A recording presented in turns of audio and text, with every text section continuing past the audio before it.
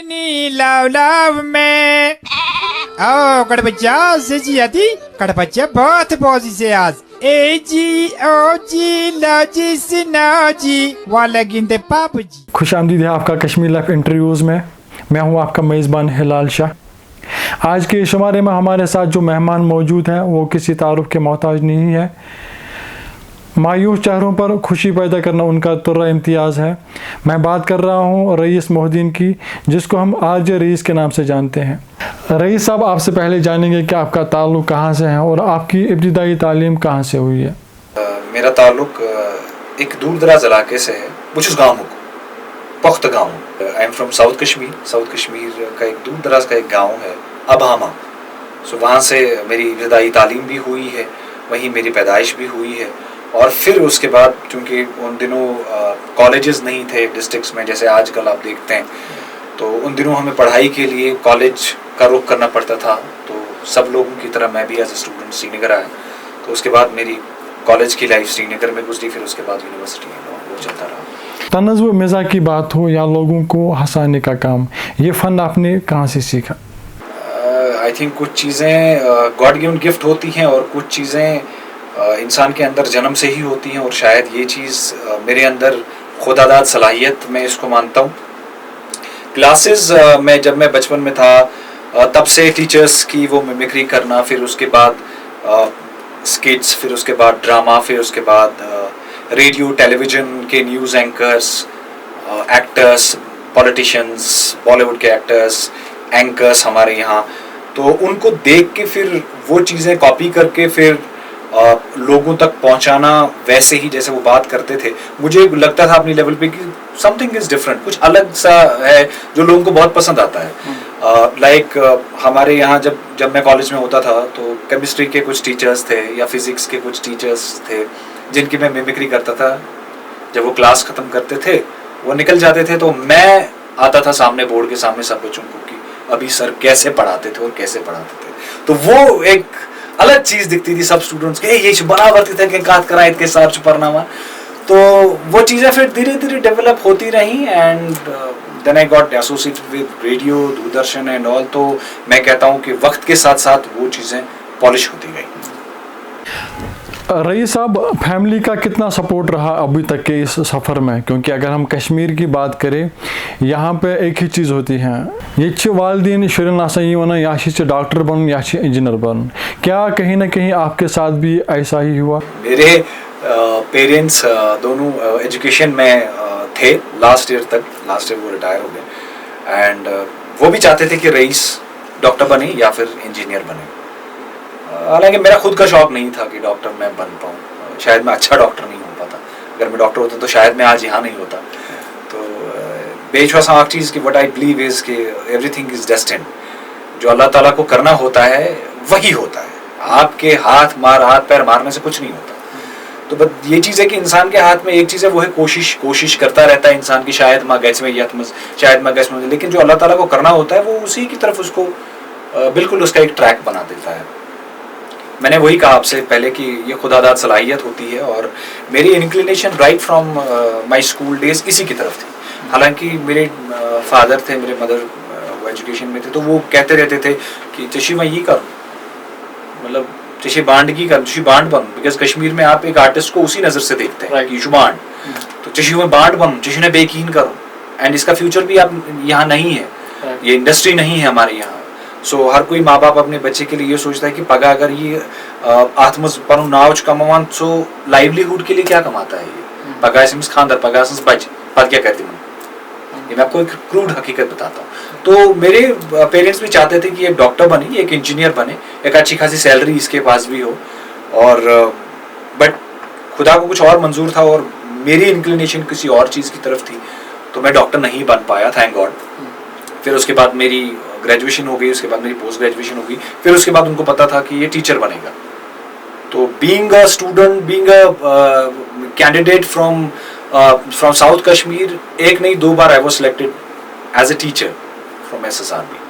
तो SSRB की तरफ से नोटिफिकेशन आई, फॉर्म वगैरह भरे, इंटरव्यूज दिए, मैं सिलेक्ट भी हो गया टीचर। लेकिन मैं जब क्लास में घुसता था तो बोसूस बचन बना कि ए भी वो 5 मिनट बोला मैंने कोई जोका होगा पता कर इसका। सो फिर मुझे एक टाइम पे लगा कि नहीं ये गलत हो रहा है, मैं अपने साथ भी गलत कर रहा हूँ और इन बच्चों के साथ भी गलत हो रहा है, शायद ये मेरी लाइन नहीं है, मेरी लाइन कुछ और है। तो फिर धीरे धीरे जब पढ़ाई के साथ साथ नौकरी भी रही तो मुझे लगा कि नहीं ये गलत है, मैं किसी और फील्ड में जाना चाहता हूँ और शायद उस फील्ड को पकड़ना बहुत ज़रूरी है। Then I came into this line, then as a professional ये लाइन मैंने इख्तियार की। आज से 2 साल पहले आपने केबीसी का मेडन शो होस्ट किया, उससे आपने कितना सीखा और फर्दर क्या प्लानिंग है कि कब तक नया सीज़न होगा उसका? देखिए केबीसी अपने आप में ही बहुत बड़ा नाम है, क्योंकि जब भी आप केबीसी का नाम सुनते हैं तो आपके सामने पहले ही अमिताभ बच्चन की तस्वीर आ जाती है, ये नाम एसोसिएटेड है उस बंदे के साथ। जब मेरे पास ये पहली अपॉर्चुनिटी आई थी कि आप केबीसी होस्ट कर रहे हैं, पहले तो मुझे लगा कि शायद ये दूरदर्शन वाले खुद का ये शो कर रहे हैं, may be a replica of that show, but फिर मुझे पता चला कि नहीं ये तो सोनी का शो है, ये हर एक स्टेट में अपना अपना रीजनल शो होता है और कश्मीर में ये पहली बार हो रहा है। मैंने बाकी शोज देखे जहां सौरव गांगुली ने भी बंगाल में ये शो होस्ट किया है, पंजाब के महाराष्ट्र के लीजेंडरी एक्टर्स हैं जिन्होंने ये होस्ट किया है, and it was produced by Sony. तब जाके मुझे लगा कि नहीं भाई ये तो कुछ अलग चीज हो रही है। तो in terms of profession, in terms of training, in terms of expectations ये बहुत बड़ा चैलेंज था मेरे लिए, और मैंने हमेशा कोशिश की है उस शो में कि एक्सपेक्टेशन जो लोगों की थी उन पर मैं खरा उतरूँ, एंड अल्हम्दुलिल्लाह मैं खरा उतरा भी। और इतना सारा प्यार, इतनी सारी ढेर सारी मोहब्बत, और मैं कहूँगा कि नेशनल नहीं बल्कि इंटरनेशनल रिकॉग्निशन ना सिर्फ मुझे बल्कि कश्मीर को मिली उस शो से। बिकॉज मतलब I used to get messages from overseas, जो लोग तम कशीर नेबर आसान तम वुचान शामस, एंड उस शो की एक बड़ी खासियत मैं आपको बताऊं, क्योंकि वो कश्मीरी में था, सो सोरी कशीर पट सो सठा पन चीज लोकल सो पन पहचान। I got a call from Baramulla एक दिन, he was a teacher and he said कि मे मैंडेटरी कोर्मुत बचन शामस केबीसी वुचुन प्रत कंस स्कूल बचस। मॉर्निंग असेंबली मज प्रत कंस बचस पृछान कि ये सवालस क्या उस जवाब, रात क्या केबीसी मज जवाब तथ वजह जनरल नॉलेज बढ़ी, नंबर कशुर गन जो कश्मीरी लैंग्वेज हम भूल गए, कशुर तथ रोज टच रोजन, तथ रोजन जानकारी यम नई नई लफ्ज हेचान तथ सह रोज याद, पत कह लफ्ज तम मुश्किल गसान, पत बह तम वन मॉर्निंग असेंबली मज कि इत कन रईस सबन अत मतलब इत अत बैकग्राउंड इत। तो वो इस शो की एक बहुत बड़ी पहचान थी। रही बात इसके नेक्स्ट सीजन की, तो लास्ट ईयर 2019 में जब आर्टिकल यहाँ पे हुआ, आर्टिकल 370 जो हालात खराब हो गए, उससे पहले ही उसका सीजन खत्म हो गया। The season was of 60 episodes, वो 60 एपिसोड्स खत्म हो गए। लास्ट एपिसोड 7 जुलाई को था, 7 जुलाई 2019 वो ऑन ईयर हो गया। उसके बाद एक्सपेक्टेड था कि नेक्स्ट ईयर फिर से एक और सीजन हो जाए, सीजन 2, बट आर्टिकल उठने की वजह से हालात खराब हो गए, एवरीथिंग वाज शट। फिर उसके बाद 2020 में प्लान था कि आएगा उसका एक और सीजन, बट अनफॉर्चुनेटली फिर कोविड हो गया। आज कोविड इवन जाएंगे तल याल त्रावान केबीसी तम पद, सो पहले हालात वगैरह ठीक हो जाएं, कोविड वगैरह ठीक हो जाए, तो उसके बाद लेट्स होप सो के हो जाए। अभी आप यहाँ रेड एफएम में एज ए आरजे काम कर रहे हैं, तो कितना मुश्किल लगता है आपको ये जॉब, खासकर कश्मीर की अगर हम बात करें? यहाँ पे आपने रिसेंटली एक शो स्टार्ट किया था फ्रैंक कार्लोस, उस पर कुछ इश्यूज भी हुए, तो उस बारे में क्या कहना चाहोगे? आप अगर ओवरऑल हर जगह देखेंगे, it's a very common thing. किसी भी स्टेशन में अगर आप देखेंगे, दिल्ली में आरजे नावेद है, वो तो सालों से वो चीज़ कर रहे हैं। रेड एफएम में भी बहुत सारे हमारे आरजेस हैं जो हर स्टेट में ये रीजनल भी करते हैं और ऑल ओवर इंडिया नेशनल पे भी उनके प्रैंक्स चलते हैं। आप देखते हैं मिलियंस ऑफ व्यूज़ होते हैं उनके प्रैंक्स को। अब रही बात कि हमने ये क्यों किया, देखिए ओवरऑल एज अ सोसाइटी जब आप कश्मीर को देखते हैं तो आपको बहुत कम चांसेस मिलते हैं जब एक इंसान हंसता है। अब हंसने के बहुत सारे तरीके हैं, अब हंसाने के भी बहुत सारे तरीके हैं। अब उसमें भी आप 10 बार सोचते हैं कि मतलब किस माध्यम के जरिए, किस मीडियम के जरिए मैं लोगों तक पहुंचा और उनको हंसाऊं। अब वे जब हमने ये प्रैंक स्टार्ट किया, सीरियसली स्पीकिंग जो हमारी पहली प्रैंक थी, वो हमने एक टेस्ट डोज के लिए ऑन ईयर किया था. It was just a test dose. हम देखेंगे कि लोगों का रिएक्शन कैसा होगा इस पे. क्या जो हमारा मकसद है, मकसद इज वेरी इंपॉर्टेंट. आपका ऑब्जेक्टिव क्या है? आपका ऑब्जेक्टिव किसी को हर्ट करना है, जानबूझकर किसी को तंग करना है, या फिर आपका ऑब्जेक्टिव है मेरी इन 2 लाइन से 2 मिनट के मेरे इस क्लिप से किसी के चेहरे पे मुस्कुराहट आ जाए. वो हमारा मकसद था कि थकान है, डिप्रेशन है, स्ट्रेस है, उस चीज से 10 मिनट के लिए ही सही लोग थोड़ा सा बाहर आ जाए, एंजॉय करें और चिल हो जाए. नंबर 1. नंबर 2, आप बाहर की कोई भी प्रैंक उठा के देख लीजिए, आपको मैक्सिमम उसमें बीप्स सुनाई देगी. मतलब आप फैमिली में वो चीज नहीं देख सकते.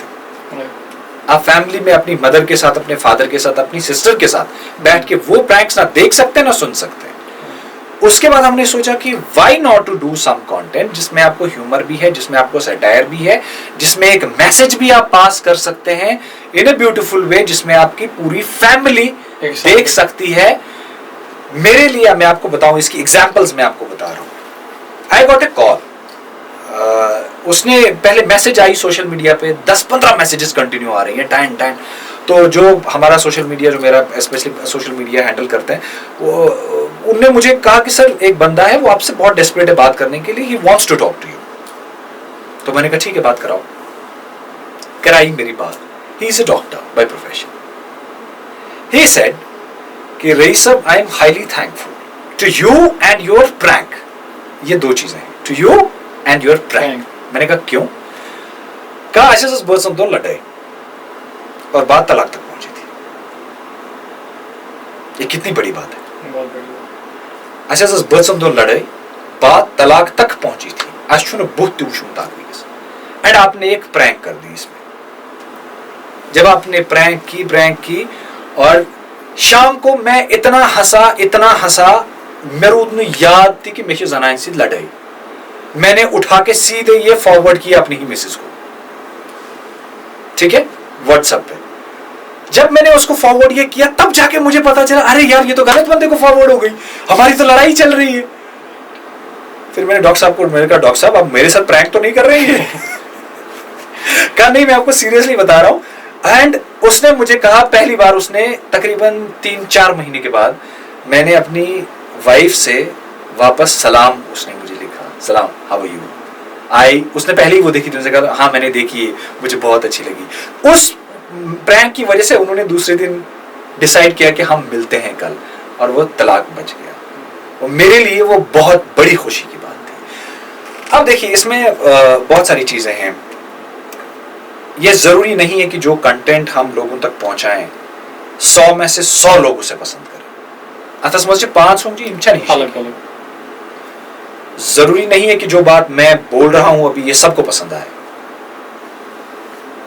लेकिन हम कोशिश करते हैं कि मैक्सिमम लोगों तक हम अच्छी चीज पहुंचाएं. अपनी सोसाइटी के दायरे में जो अच्छी चीजें हैं वो उनके यहाँ तक पहुंचाएं. एंड ज़िम्नन आस्पेक्ट पे में ब्याह का चीज, जो क्रिटिसिज्म के बारे में आप बात कर रहे हैं, I have those messages with me. A doctor from US, he is a Kashmiri doctor, he is a clinical psychologist. He says कि बस उस कर्शन पेशेंटन ये वना रही सब आंख प्रैंगस आफ्तस में जरूरी वजह तब तस्वीर डिप्रेशन कम गसा, you will feel better. Rice साहब आपसे आखिरी सवाल पूछना चाहेंगे. जो आपका शो एक आता है कट बच्चा के नाम से, उसमें आप थोड़ा ब्रीफली बताइए कि वो कट बच्चा असल में है क्या? देखिए कट बच्चा जो है ये मेरे ख्याल में हर एक का बहुत बहुत फेवरेट है. फेवरेट क्यों है? फेवरेट इसलिए है बिकॉज लोग इसको बहुत कनेक्ट करते हैं अपने साथ. जब हमने ये पहले, इट्स कॉल्ड एज स्पार्कलर, ये किसी स्टेशन की आइडेंटिटी होती है. आप अगर रेड FM की आइडेंटिटी देखेंगे, बाहर अगर आप देखेंगे दिल्ली में, इवन जम्मू में, या दिल्ली के बाहर जितनी भी स्टेट्स हैं, हर एक स्टेशन पे चलता है बउआ. आप जस्ट गूगल करेंगे, यूट्यूब पे आपको मिल जाएगा बउआ. बउआ ऐसे ही है, जस्ट एक बंदा आता है, किसी और बंदे की मिमिक्री करता है और 2 लाइनें बोल के एडमिनिस्ट्रेशन की तरफ या किसी चीज को हाईलाइट करता है, सोशल इविल्स को हाईलाइट करता है और चला जाता है, अपनी मैसेज दे देता है. जब हमने अपना ये स्टेशन लॉन्च किया तो मैंने उनसे कहा, मैंने कहा हम बउआ यहाँ नहीं चलाएंगे, हम लोकल कनेक्ट करेंगे. जो आप उर्दू जबान में बात करेंगे उसका उतना कनेक्ट लोग फील नहीं करते ये साथ कशिर पे वन तथा पन मज कशिर पे ये साथ कशिर कत कशिरस तारान फिक्री तमिस बसान कि पन वन क्या था so we started a regional sparkler this is the only station in Red FM जिसमें रीजनल स्पार्कलर चलता है कट बच्चा अब कट बच्चा क्या है कट बच्चा ये एक बंदा है जिसका बहुत ही फेवरेट ये बंदा है कट बच्चा लैम गरस मज बच्चे पन बच्चे गुर बच्चे गव बच्चे इथे कन ये कट बच्चा अब ये कट बच्चा एक सिंबल है इट्स अ रिप्रेजेंटेशन उस बंदे की जो बात नहीं कर सकता जिसके दिल में बहुत सारी चीजें हैं लेकिन वो बता नहीं पाता है जो है मैं यार सड़क खराब है मेरा चोरों दो पर आब की मैं गई बिजली खराब लेकिन ये बोल नहीं पाता इसके पास माध्यम नहीं है ये वही बंदा है और ये जिससे बोलता है वो रिप्रेजेंट करता है पूरा कश्मीर वो एक इंटेलेक्चुअल बंदा है वो ऐसा नहीं बंदा है कि तमिशन पाई कुनीच वो क्या है उसको हर एक चीज पे होल्ड है उस बंदे को मैंने बहुत ही एक इंटेलिजेंट बंदा रखा है इसमें जो एडमिनिस्ट्रेशन तक जो लोगों की प्रॉब्लम्स को आगे तक ले आए ये फॉर्मेट है इसका कट बच्चा का रही बात दादी की तो दादी एक आपको पता है कि जब रेडियो पे आती है तो it's a 60-70 year old lady दादी कोरस एम मूजूब पन्ने मेरे शो में एक प्रॉपर्टी चलती है दादी कोरस एम मूजूब इंट्रोड्यूस तिकाज जिठन सुचाक अलग माय मोहब्बत आसान बे यम साथ गरस मज छना सा कां सो तेलंग दादी आख तब कथ करने से खुश करा तो हमने ये कहा कि यहाँ प्रॉब्लम्स बहुत हैं let's highlight these problems in some different way तो वो एक प्रॉपर्टी बन गई कि वो आती है और अपने पोते से बात करती है मानस से सकात करान एंड वो उसको आज के बारे में भी बात करती है या मना तो है को आज यित तुझु खानदरन पे करान यित तुझु टास पटास त्रावान बंगोल छु त्रावान मे छु दिल गो बे बिहित सने जमानस मज गोसु एंड देन शी कंपेयर्स सने जमानस मज गोसु वुचिन कचा सादगी सन इस खानदर गसान अति योस यम दर्दियावार इसने आसान की हमसाईगिरी इस आसान सो शी कंपेयर्स बोथ उससे हमें ये लगता है कि हम कहाँ स्टैंड करते हैं दैट्स वेरी इंपॉर्टेंट आप फ्यूचर के साथ चलें लेकिन आप अपने पास्ट को कभी ना भूलें अली साहब आपका बहुत बहुत शुक्रिया कश्मीर लाइव के साथ Thank you so much के लिए तो नाजरीन ये थे हमारे साथ मौजूद आरजे रईस मोहद्दीन अगले शुमारे तक हमें दीजिए इजाज़त आप बने रहिए कश्मीर लाइव के साथ।